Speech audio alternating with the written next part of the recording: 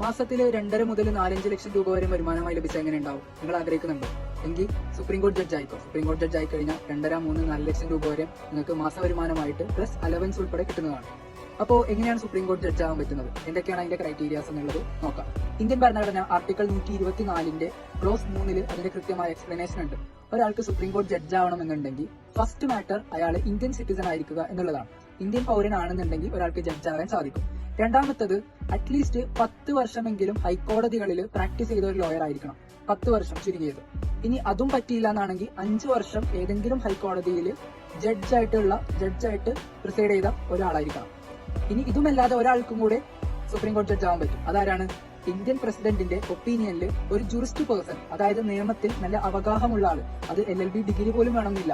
LLB degree ഇല്ലെങ്കിൽ പോലും ഒരു നല്ലൊരു ജുറിസ്റ്റ് ആണ്, നിയമം അറിയാവുന്ന ഒരാളാണെന്ന് പ്രസിഡന്റിന് തോന്നിയാൽ പ്രസിഡന്റിന് നിങ്ങളെ എന്ത് ചെയ്യാം? സുപ്രീം കോടതി ജഡ്ജായിട്ട് അപ്പോയിന്റ് ചെയ്യാം. അപ്പോൾ നിങ്ങൾക്ക് എന്ത് ചെയ്യാൻ പറ്റും? ഇത്തരത്തിൽ 2.5 മുതൽ 4-5 ലക്ഷം രൂപ വരെ മാസം ഏൺ ചെയ്യാൻ പറ്റും. ഇതേപോലെ സുപ്രീം കോടതിയിലോട്ട് ഡയറക്റ്റ് ആയിട്ട്, അതായത് ഹൈക്കോടതിയിൽ ജഡ്ജ് ആയിരിക്കാതെ തന്നെ ഡയറക്റ്റ് ആയിട്ട് ഇലവേറ്റ് ചെയ്യപ്പെട്ടുള്ള ഒരുപാട് ജഡ്ജിമാരുണ്ട്. അതിൽ തന്നെ പ്രത്യേകം നമ്മൾ മെൻഷൻ ചെയ്യേണ്ട അല്ലെങ്കിൽ ഓർത്തിരിക്കേണ്ട ഒരു ജഡ്ജാണ് justice Indu Malhotra.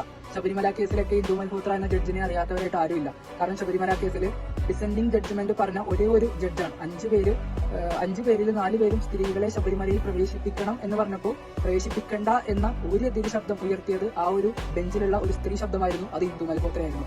So supreme കോടതി ജഡ്ജ് ആവാൻ തയ്യാറായിരുന്നു. 2.5 ലക്ഷം രൂപ മാസ വരുമാനം കിട്ടും. ഓക്കെ.